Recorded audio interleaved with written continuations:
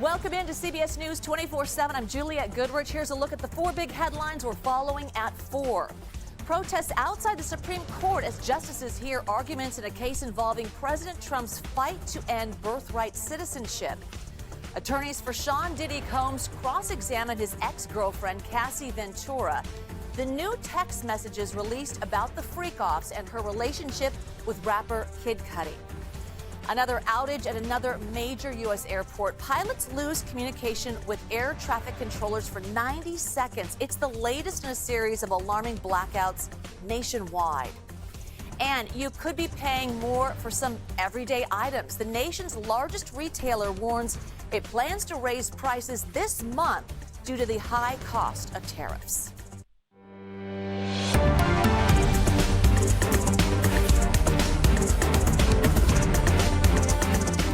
The closing bell rang just moments ago. Here's a look at the Dow. It ticked up more than 270 points. Our interactive stock market heat map brought to you by FinViz. It shows the top 500 stocks. One major retailer actually fell today after announcing price hikes due to the tariffs. We'll have more on that coming up in the next half hour. But first, the Supreme Court considers President Trump's attempt to broadly enforce an order limiting birthright citizenship. The move would affect thousands of children born in the United States to non-citizen parents. Federal judges have blocked the directive nationwide, saying it is unconstitutional. Today, a number of state attorney generals spoke about the case. Let's take a listen. Contrary to what the United States is saying, citizenship doesn't turn on or turn off when you cross state lines. Babies born in Philadelphia are subject to the same rights and privileges as babies born in New Jersey. And I have to say, it was astonishing to hear the United States government tell the 9 justices of the Supreme Court that they weren't sure whether they would follow binding court precedent. They weren't sure if they could concede that basic fact that is the underpinning of the rule of law in this nation. This case is about birthright citizenship, but it's about whether the rule of law and the constraints on the executive, and as Justice Jackson said, whether the president can act like a king. CBS News chief legal correspondent Jan Crawford joining us live now outside the Supreme Court. So, Jan, this case is really more about the power of judges and nationwide injunctions. What have you heard from both sides? Well, you know, once President Trump entered that executive order, kind of configuring the whole notion of birthright citizenship, people sued. And judges across the country, across the board, every single one of them ruled that it was blatantly unconstitutional. But 3 of those judges in Maryland, Massachusetts, and Washington State went a step further. And they said, you know, we're not just going to have this order applied to the parties in front of us. We're going to apply it nationwide to every single person in this country. And that's the issue in the Supreme Court today, whether or not those judges have the power to issue those so-called nationwide injunctions. Now, opponents say, opponents of the birthright citizenship, they say that it's absolutely essential. You heard from those attorneys generals. They say this is a case of national importance and you can't have different states with different rules. But critics of nationwide injunctions, and it's not a partisan issue. Democrats don't like it when the Democrats in the White House, they say that judges just don't have this power and that the Supreme Court has got to rein it in. You can't have one single judge dictating policy nationwide. Can you break down what a favorable ruling for the Trump administration on this case could mean? Yes, I mean, the justices, and I think a majority of the justices do want to end nationwide injunctions. They just aren't quite sure how they're going to get there, what that opinion would look like, what that kind of rule would look like. If they're able to do that, though, it would mean, in this case, that those injunctions would just apply to the parties who filed the lawsuits. And there's states that have filed the lawsuits, advocacy groups, citizens, but they wouldn't just apply to everyone in the whole country. And then if you're not in one of those 20-odd states or other advocacy groups, and that would cover a lot of people, then you would have to go and file your own lawsuit. And then courts would rule on that, and, you know, it would work its way up through the system. There was some concern that because of the unique nature of this case, that there could be a time when people could fall through the gaps. And that was a concern that troubled the justices, even those who seem to suggest they want to end nationwide injunctions. So when could we expect a ruling in the case? You know, I think this one is going to be difficult for them. I mean, they've got to figure out how they're going to write this opinion. There's going to be dissents. There's clearly not, you know, all 9 on the same page here. So that takes time. They like to finish things up by the end of June. That's when their term typically ends. So I would think we would hear something before then. But when, between now and then, who knows? It's anyone's guess. All right, Jan Crawford. Jan, thank you. A Wisconsin judge has pleaded not guilty to helping a man evade federal immigration agents. CBS News Department of Justice correspondent Scott McFarland joining us live now from Milwaukee. So, Scott, what did you learn in court today? It was a brief hearing, but what we saw and what we heard really spoke volumes about the significance of this case involving Judge Hannah Dugan. It was a pretty matter-of-fact arraignment hearing, the kind we see every day in federal courthouses. She sat next to her defense attorney. Her defense attorney spoke for her, entered a not guilty plea, and said that Judge Dugan would like to employ her speedy trial rights, wants a trial as soon as possible. And they set the trial date for July 21st. But you could see outside the courthouse this mass of protesters on the road behind me, by the hundreds, supporters of Judge Dugan, and you could hear them from inside the courtroom. They were so loud outside. Speaks to that this case is now so much bigger than just this one defendant, than just Judge Dugan. Her supporters are arguing this is about an encroachment of the executive branch onto an independent judge, a local judge. And that overstep, they argue, is what makes this so profoundly important. So what can we expect next in this case? Well, you have a trial date of July 21st. I wouldn't bet the mortgage the trial begins if there is a trial on July 21st. In the federal system, things have a way of slipping time-wise. There are going to be pre-trial motions filed. Judge Dugan has already filed a motion asking for this case's dismissal, saying judges like her enjoy a form of judicial immunity from prosecution for official acts they do inside their own courtrooms. The court's going to have to hash out what to make of that dismissal motion. Lots of ways for this to slide down the calendar, but this case is a unicorn. It is different from any we've ever seen, in part because it's a judge being prosecuted, but in part because the Trump administration has used a megaphone to announce this case. They posted a photo on social media of the FBI director's social media feed of the judge in handcuffs doing a perp walk. This is just different, which means in so many ways the road forward is unpredictable. Happening now, what do we know about reports that Attorney General Pam Bondi sold shares in the company that owns Truth Social before the president announced tariffs April 2nd?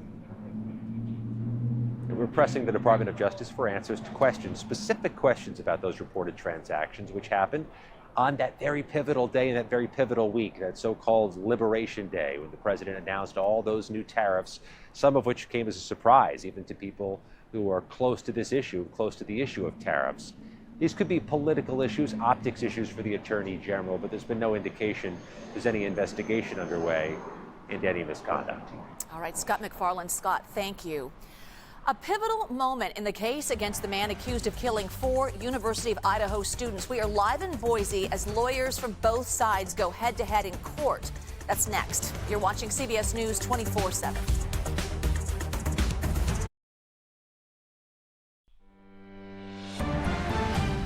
To New York now, where lawyers for Sean Diddy Combs question his ex-girlfriend Cassie Ventur in his sex trafficking trial. Ventur faces cross-examination following 2 days of her testimony. On the stand, she described years of alleged physical and sexual abuse by Combs. So CBS News legal reporter Katrina Kaufman joins us live outside the courthouse. So obviously there's a lot of cross-examination happening today. What happened? What came out of it? And what are we hearing from Ventura? So there has been a very labored cross-examination going on of Cassie Ventur. The defense is saying that it will go through at least the end of the day tomorrow. The prosecution really wants her to stand at the end of this week. The defense earlier said they still had a lot to go through.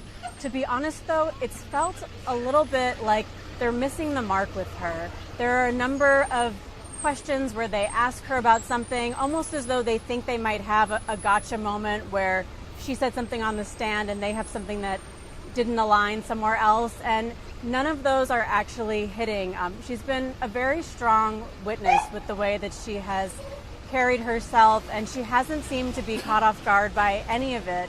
In fact, there was one exhibit where the defense attorney asked her, she said, the prosecution prepared you with this exhibit, right? Because I think just the way that Cassie handled it, she assumed that she must have been. And Cassie said, no. But some of the testimony that we've been hearing is they're laying out how Cassie Ventur and Sean Combs did a lot of drugs together. In fact, they called each other get high partners. At one point, the defense attorney said to Cassie, you don't remember much from this time period. Miss Ventura, it appears that part of their strategy is to make it seem as though she was very drugged up during this period. Maybe her recollection of things is not accurate. They also are talking about how she did drugs with friends of hers. Sean Combs allegedly was upset about this. Cassie has affirmed that he didn't want her doing so many drugs at times, and sometimes that would make him really angry. It invoked some of these incidents of rage that we've heard about, and that testimony is still continuing behind me in the federal courthouse now. All right, we'll continue to follow it. Katrina Kaufman. Katrina, thank you. Brian Coberger, the man accused of killing 4 University of Idaho students back in 2022, appeared in court for his last scheduled appearance before the trial begins this summer. CBS News correspondent Jonathan Vigliotti joins us live from Boise, Idaho. So, Jonathan, this is a pre-trial hearing. What did we learn today? Yeah, Juliet, it was a critical day for the defense. They left this hearing, though, with more work to do. They've long maintained that Brian Coberger was not responsible for these murders, that there was, in their words, an alternative perpetrator. Last month during a hearing, a judge said he needed more evidence before he would allow that theory to be presented before a jury.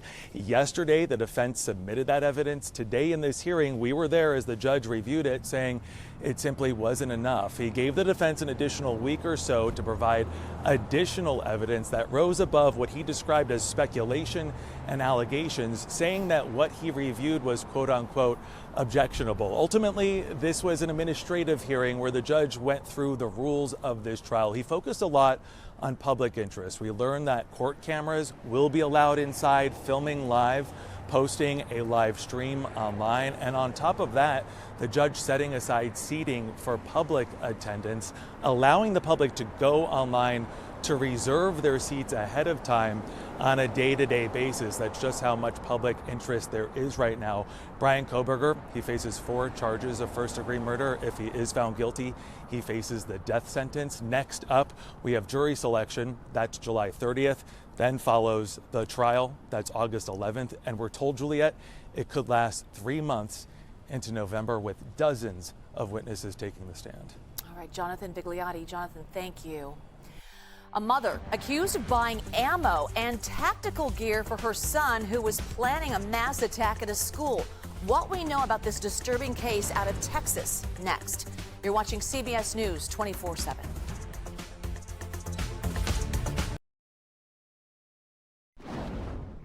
The FAA says Denver Air Traffic Control lost communications for about 2 minutes Monday, but it was able to stay in contact with aircraft through a secondary frequency. So let's go to our breaking news correspondent, Chanel Call, in the CBS newsroom in New York. So, Chanel, what is the FAA saying caused this failure? Right. So, Jules, the FAA, first of all, confirming today that there was, in fact, a 2-minute outage at the Denver Air Route Traffic Control Center. This apparently happened on Monday at about 5:50 p.m. local time. During a House Transportation Committee hearing this afternoon, Franklin McIntosh, who, by the way, is the FAA's deputy head of air traffic control, said that both the main and the backup frequencies failed for about 2 minutes on Monday afternoon. He also added, though, controllers then used another frequency to speak with and relay instructions to pilots who were in the air at the time. The FAA is saying, look, there was no impact to operations, but here's Democratic Congressman Robert Garcia responding to McIntosh's explanation of what happened on Monday. Obviously, regardless of the time, anytime there's these outages, which are happening now, of course, more regularly, it's very concerning. And that reporting this morning adds to, I think, the concern of members of this committee. Now, we know that there are staffing and equipment problems at air traffic control. We know that the problems have gone back decades in some cases, but it's still an absolutely shocking system failure, and we need immediate solutions. And so the FAA, Jules, is now investigating that particular incident on Monday. But, we should mention this comes during a big spike in outages or communication failures in recent weeks. A number of those incidents have happened at Newark Airport. I'm sure you've seen a reporting on this. And really, when I went to the airport over the weekend and spoke to people who were traveling, especially during Mother's Day weekend, people had said that it was sort of shaking public confidence in flying. In response to all of this, Transportation Secretary Sean Duffy said this past weekend that he now plans to essentially cut the number of flights, not just at Newark, but across the country over the next several weeks. Yeah, the back-to-back reports have been a little alarming. All right, Chanel Call, thank you so much. A scary and disturbing story out of Texas. A mother charged with providing her son the means to carry out an attack on his middle school. Now, both are facing terrorism charges. CBS News national correspondent Janet Shamlian has more.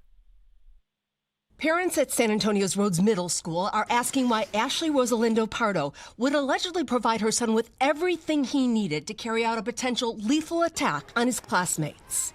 What kind of mother is she to be supplying her children with that? The boy, according to police, allegedly showed up at school Monday wearing a mask, camouflage jacket, and tactical pants, all provided by his mother, but then left shortly after. He was later arrested off campus. Police say the boy's grandmother reported him to law enforcement earlier in the day. According to an affidavit, she said she found him on Sunday hitting a live bullet with a hammer. He allegedly told her his mom gave him the ammunition and also bought him tactical gear. Investigators say before leaving for school, the child told his grandmother he was going to be famous. Later that morning, she alleges she searched his room, finding ammunition and an improvised explosive device wrapped with duct tape that referenced the 2019 New Zealand mosque shooting. Police say they've been aware of the boy since January, when school staff caught him with drawings that included a map of the school labeled suicide route. But when investigators questioned his mother, according to the affidavit, she did not feel concern for his behavior, later admitting she purchased her son's supplies, including ammo, in exchange for babysitting his younger siblings. Jail records indicate Pardo was released Tuesday on a bond of $75,000. Janet Shamlian, CBS News. To New Jersey, where Newark Mayor Ras Baraka appeared in court for a status conference. This comes after he was arrested for trespassing outside an ICE facility last week. Now, Baraka says he was not there to protest, but to support members of New Jersey's congressional delegation who were touring the facility. Baraka says the facility does not have the necessary permits to operate. The Department of Justice has denied those allegations. We believe that I was targeted in this. I was the only person arrested.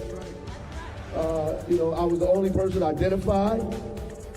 I was the only person, they put in a cell. This is wrong. It is unjust. It is undemocratic. It is unpatriotic. It is un-American. If convicted, the trespassing charge carries a maximum sentence of 30 days in prison. A possible rail strike could begin as soon as tomorrow, impacting more than 300,000 commuters in New Jersey and New York. The union representing the locomotive engineers is meeting with New Jersey Transit to try to get a deal done before the midnight deadline. The union has been at odds with the transit system over pay raises. The governor says everything is on the table, including declaring a state of emergency if engineers walk off the job. To Florida now, where a UPS driver is being called a hero after helping rescue 2 children who were accidentally locked inside their home.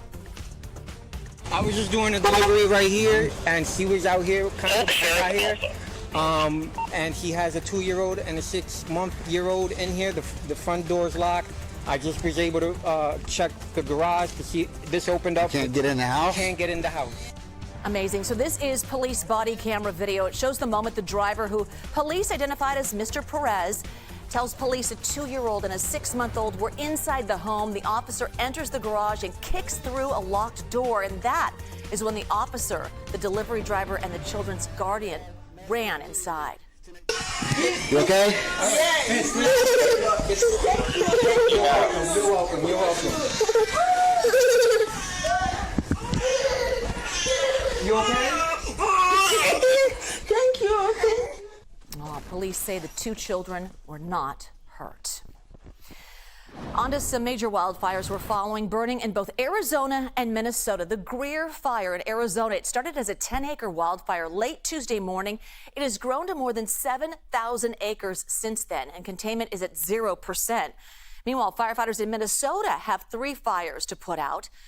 The Camp House fire burned nearly 15,000 acres with 0 containment, despite the hard work from firefighters on the ground. Officials believe that fire began after a group of campers left a fire pit unattended. The Jenkins Creek fire exploded to more than 15,000 acres, 0 containment to report there. And the smallest of the 3 also growing overnight, the Munger Shaw fire. It grew to 1,700 acres. Evacuations were ordered for people living along Shaw Road. All right, let's get to a live look now in Minneapolis. The Twin Cities are under threat of severe storms this evening, bringing the chance of large hail and damaging winds. Meteorologist Jessica Birch is tracking the storm. Widespread throughout all the upper Midwest. Right now, we're gearing up for some active weather today, which is wild to think these are the exact same areas dealing with red flag warnings just a few days ago. Now, this area of low pressure will bring in heavy storms. We could see a chance for tornadoes stretching anywhere from Milwaukee all the way over into Chicago into the coming days. And then these storms track to the south, all the way over into areas like the Tennessee Valley and the Ohio Valley right around the corner, also bringing in severe weather, too. So let's take a look behind me. I want to kind of time this out and show you over 87 million people are gearing up for severe weather this afternoon alone. And we keep a close eye on this for a couple reasons. We could see hail, we could see lightning. Of course, we're also concerned about flash flooding with some of the stronger storms that bring in rain throughout all these regions. This stretches from Minnesota over the state of Wisconsin, pushing into the Great Lakes as we head into our evening hours tonight, early morning hours tomorrow. That starts to track off into the northeast with severe weather expected there. Now we head a little bit more south now that we're into our Friday forecast. In the morning hours, we're going to watch those storms start to gain some strength. We could see hail, we could see lightning. Of course, I just mentioned that flash flooding is possible too throughout that region. So today alone, that severe weather outlook stretches across all these states, all the way up into the Great Lakes, stretching all the way down into the Ohio Valley too. We could see tornadoes into this afternoon in big populated areas, Chicago, close to that region. And then on top of that, damaging winds are still possible too. We could see large hail stretched all the way down to southern portions of Kentucky, northern portions of Tennessee. And as we head into our forecast tomorrow, heading into this weekend's forecast, that storm tilts just a little bit to the south, and we'll continue to keep a close eye on states like Missouri, southern Illinois, and northern parts of Tennessee, too. Back to you.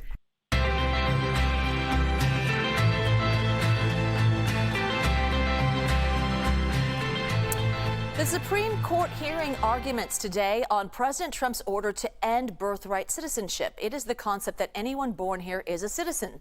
It all stems from a 1898 Supreme Court decision and a boy from San Francisco's Chinatown.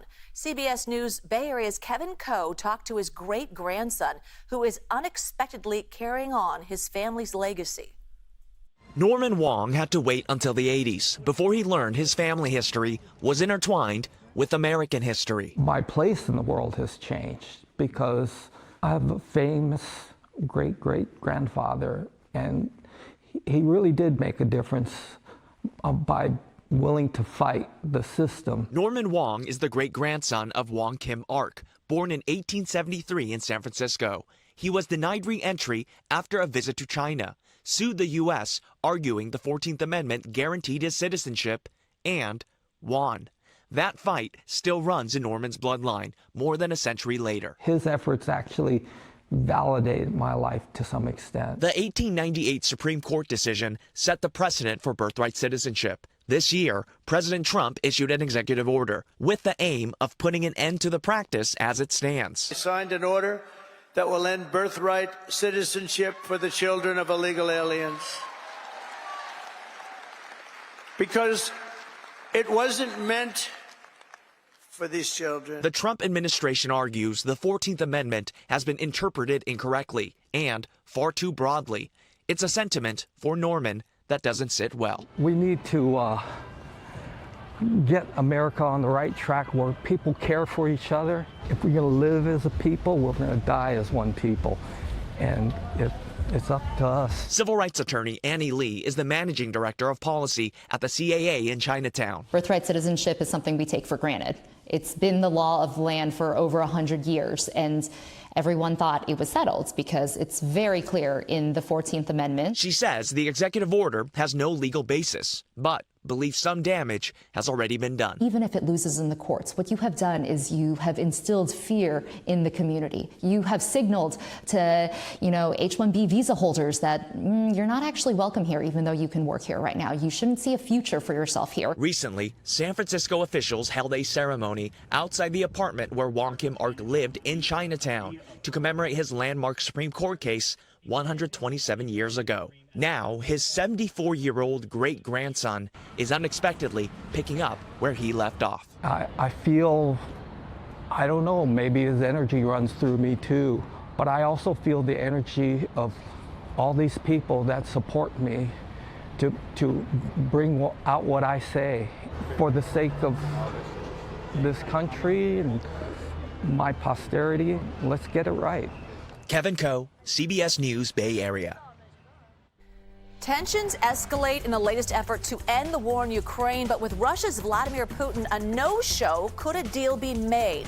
That's next. You're watching CBS News 24/7.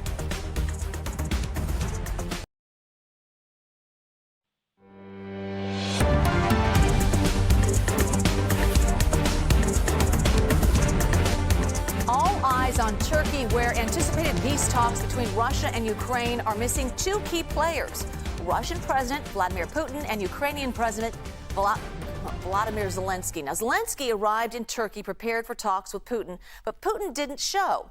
Trump reacted to Putin's absence on his way to the United Arab Emirates. Look, nothing's going to happen until Putin and I get together, okay? And obviously he wasn't going to go. He was going to go, but he thought I was going to go. He wasn't going if I wasn't there. And I don't believe anything's going to happen, whether you like it or not, until he and I get together. But we're going to have to get it solved because too many people are dying.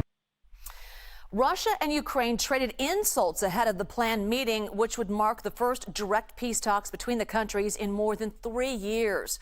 Russian officials called Zelensky, quote, pathetic for challenging Putin to show up in person. And Zelensky slammed Russia for sending a, quote, decorative delegation to talks. President Zelensky, Sky News, do you have a message for Vladimir Putin? I'm here. I think this is very clear message. So let's bring in CBS News White House reporter Willie James Inman. Willie, is there still time for these leaders to come to the table? And if they don't, could any progress still be made? Hey there, Jules. Good to be with you. Well, the White House is holding out a hope that these leaders that are there in Turkey, I should say, from the Ukraine side and the Russian side, can have a breakthrough. That is, in fact, what Secretary of State Marco Rubio, who is also traveling in the region, said a little while ago. The president, as you played there, commented aboard Air Force One on his way to the United Arab Emirates. Now, there was talk, potentially. The president alluded to this himself earlier in the week, that he could potentially go to Turkey as well to help broker this type of deal. It's unclear as to whether or not that will happen. But Secretary of State Marco Rubio had this to say a little bit earlier. Listen. Well, we haven't been chasing this around the world anymore. I mean, that's already happened. We came because we were told that I was going to be here anyways, obviously, but we came because we were told that there might be a direct engagement between the Russians and the Ukrainians. That was originally the plan. You all heard the same thing. That was not to be the case, or if it is, it's not at the levels we had hoped it would be at. I hope I'm wrong. I hope they have tremendous breakthrough tomorrow if they talk. But I frankly do not believe that we're going to have a breakthrough here until President Trump sits face to face with President Putin and determines what his intentions are moving forward. Now, as I mentioned, it's unclear if President Trump will somehow take part in an in-person meeting with President Putin or President Zelensky. Remember, the president met President Zelensky on the sidelines of the Pope's funeral several weeks ago, so at least they have had that in-person conversation. That has yet to happen with the Russians, although U.S. officials have been meeting with the Russian sides, including a meeting with President Putin himself to come to help broker some type of agreement between these two nations. But the president himself and the Secretary of State saying that they won't be able to bring it across the finish line until Trump himself shows up for a meeting with President Putin and other leaders. So, Willie, the United Arab Emirates is the final stop of his Middle East tour. So what's coming out of this leg of the trip, and then what is next for the president? Yeah, well, this trip for the president has really been about making deals. The White House has pushed forward fact sheets and press releases outlining the major deals that the president has been able to help broker with these countries, including the United Arab Emirates as well. The president is there in Abu Dhabi, the country's capital. Essentially, what is happening on this leg of the trip includes a $200 billion U.S. UAE deal that includes a deal for oil and natural gas that benefits companies based in the United States like ExxonMobil and companies based in the UAE as well. There's also an AI infrastructure agreement that would call for some $1.4 trillion in U.S. and UAE investments over the next 10 years. This is something that has really been a focus for this nation in particular, especially when it comes to artificial intelligence, those computer chips, those data centers that you really need to be able to process all the data that you need for running artificial intelligence. That's been a focus for the UAE and for the United States as well. So this is a deepening partnership, one that is a multi-year partnership, and one that the president and the White House can tout and say, look, we've gotten these billions of dollars worth of deals from these three nations. This is only the beginning of the administration, the second administration for President Trump, and this is certainly something that the White House is going to promote as a success following the completion of the president's trip. He is headed back here to the White House tomorrow, but before that, before he takes off from the UAE, he will have a breakfast meeting with business leaders there in the region, Jules. All right, Willie James Inman, thank you so much. All right, to Wall Street now. The closing bell rang just 30 minutes ago. So here's a look at the Dow. It ticked up more than 270 points. We head over to our interactive stock market heat map. This is brought to you by FinViz, always showing the top 500 stocks. And we're watching as investors react to new inflation data and a warning from Federal Reserve Chair Jerome Powell about the possibility of higher long-term interest rates. Many estimates of the longer-run level of the policy rate have risen, including those in the Summary of Economic Projections. Higher real rates may also reflect the possibility that inflation could be more volatile going forward than during the inter-crisis period of the 2010s. We may be entering a period of more frequent and potentially more persistent supply shocks, a difficult challenge for the economy and for central banks. Okay, let's bring in CBS News business contributor Javier Davidid. Javier, you are certainly fluent in the language of the Fed. Walk us through what Powell was saying here and how markets reacted. Yeah, look, what the Fed chair is hinting at here is kind of the practical consequences of walking away from globalization and these speed bumps that lie ahead. It's been unfolding for a while, but the administration's sort of tariff offensive has made it official and kind of concentrated in mind. So namely, we just can't rely on the unfettered movement of goods and services across borders like we have over the last several decades. Free trade as we know it has kind of fallen out of favor, and it provokes a lot of logjams in the global supply chain that puts upward pressure on prices. It just means goods and services made and shipped from abroad are going to be harder to source, and it's going to be more likely they're going to be more expensive at the point of sale for consumers. All right, sometimes we look at certain companies. Let's take Walmart, for instance, today. The stock fell. What is going on there? Yeah, look, Walmart today said the obvious. To put it bluntly, tariffs or taxes, they raise costs on companies, and whenever that happens, companies will pass them along to consumers. And the producer price data that we got today was also a hint of that. It was a perfect example. Headline prices fell, but corporate margins shrank, mainly because companies started eating these higher costs associated with tariffs. So to be fair, Walmart really tried to hold the line for a very long time in this era of inflation that we're suffering through on price hikes, mainly because they cater to lower and middle income consumers. But these efforts are basically running headfirst into reality. And these are just the wages of whipsawing, of the confusion of on again, off again trade policy. That's just basically chaos for businesses to plan. And even when you switch the tariffs off temporarily, you still have to prepare for higher costs. Javier Davidid, appreciate your insight. Thank you so much. Sure. The FBI says scammers stole a record $16.6 billion through internet crimes like identity theft and online impersonation last year. That is a 33% jump from the year before. But many Americans have no idea how much of their personal data is already visible online or what to do about it.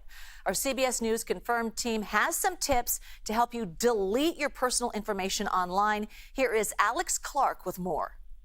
Nearly everything you do online leaves behind a trail of data. They're like little breadcrumbs. So we're using an example named Tina today, and these breadcrumbs that she's leaving behind, represents the data that she's left while browsing online. So what happens is behind the scenes, your data gets collected by what's called data brokers. They may sell your data to advertisers, political organizations, and even to people finder sites. She doesn't want that, so here's how she can try to stop that. First, Tina can investigate her digital trail. She can go to Google her name, username, and addresses to see what comes up. And Google also has a new tool called Results About You that will do this automatically if you trust them. And she can also use a website that searches for her history using her email, so that's another option. These are her search results that she finds. So first off, there's an old MySpace page. Second, there's a Facebook album with a wild party on it. Next, her full address is listed on a People Finder site, and her phone number is listed on a colleague's resume. So how can she clean this all up? Our first tip is to delete any accounts you don't want to appear anymore. So does she really need this old MySpace page? No, delete it. Next, let's take a look at this social album.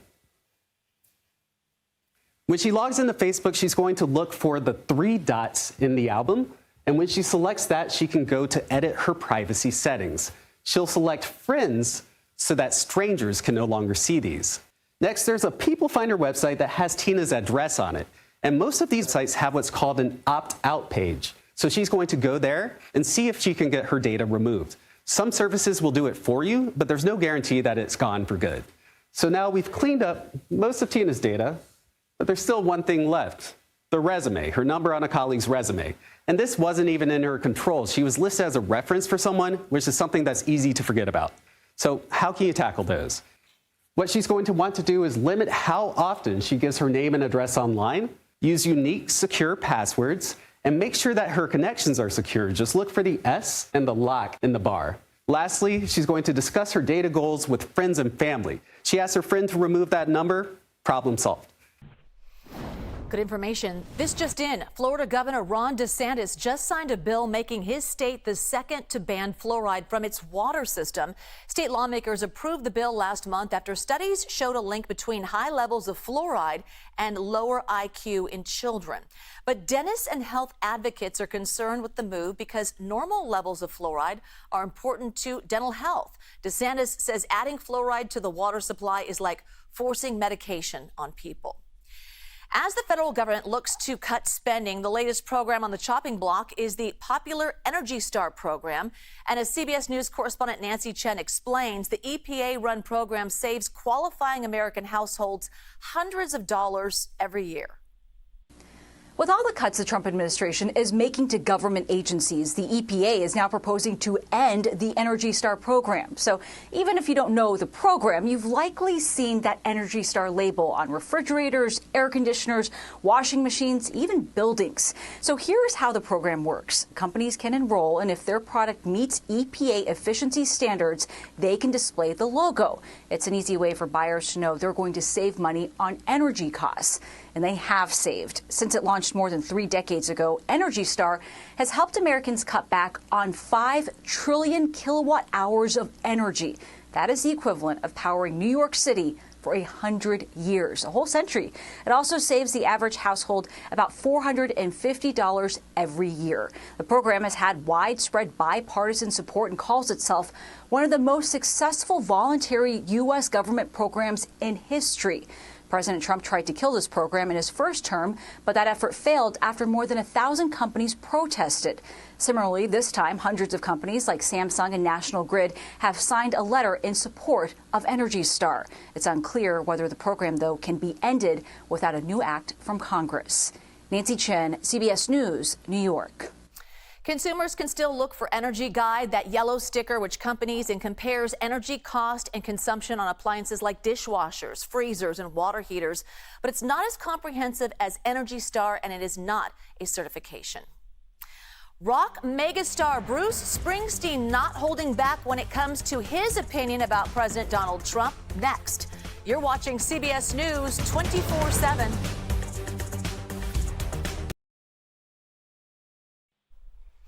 Music legend Bruce Springsteen kicked off his tour by blasting the Trump administration on stage.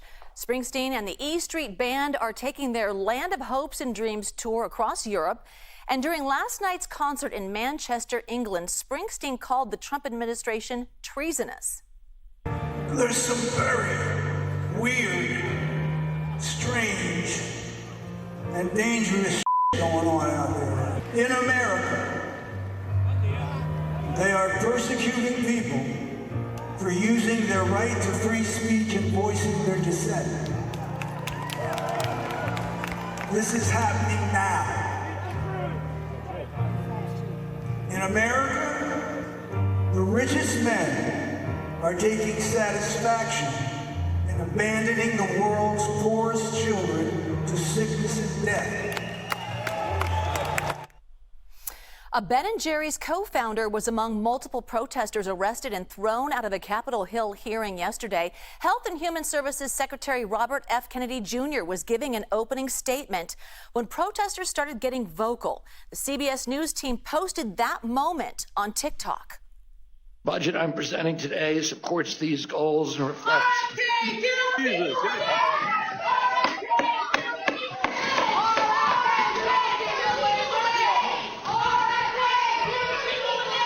The witness will suspend. The committee will come to order.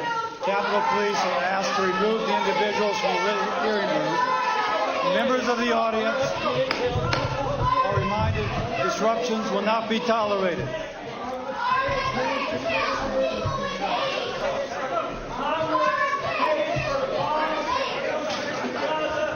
Members of the audience are reminded disruptions will not be permitted while the committee conducts its business.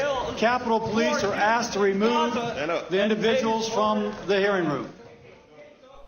The man in the gray suit being escorted out was Ben & Jerry's co-founder Ben Cohen. Cohen was charged with a misdemeanor. He says he was protesting military aid to Israel and Medicaid cuts.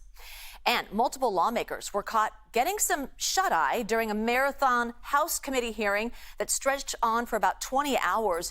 Just before 5 a.m. Wednesday, Utah Republicans' Blake Moore was supposed to cast his vote on a reconciliation bill when this happened.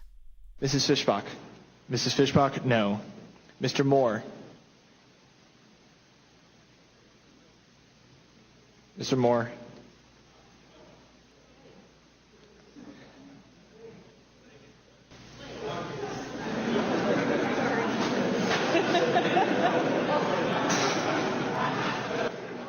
Mr. Moore, no. So the House Ways and Means Committee held that hearing to advance a sweeping tax package on Trump's agenda. It ended up lasting about 20 hours. He wasn't the only one. Michigan Representative Debbie Dingell was seen leaning back with her eyes closed. She reposted that video on social media, writing that she had been up for 31 hours straight fighting Republicans trying to gut Medicaid. She added that she closed her eyes to think about an America where everyone has access to quality, affordable health care. Our social team has more great content like this on TikTok and Instagram, so please follow us at the handle CBS News. A major deal in the sporting goods world announced today, with Dick's buying Foot Locker for almost $2.5 billion. Dick's expects the deal to close in the second half of the year. The deal still needs approval from Foot Locker shareholders. America Decides with Major Garrett is next. Washington State's Attorney General will join him live to talk about President Trump's effort to end birthright citizenship. He's among the dozens of other states fighting back against the order. We leave you now with a live look at Capitol Hill, where the House is moving forward with President Trump's so-called Big Beautiful Bill. 3 committees voted to advance some of the most contentious parts of the major budget package aimed at addressing the president's defense, energy, and tax priorities. You're watching CBS News 24/7. America Decides is up next.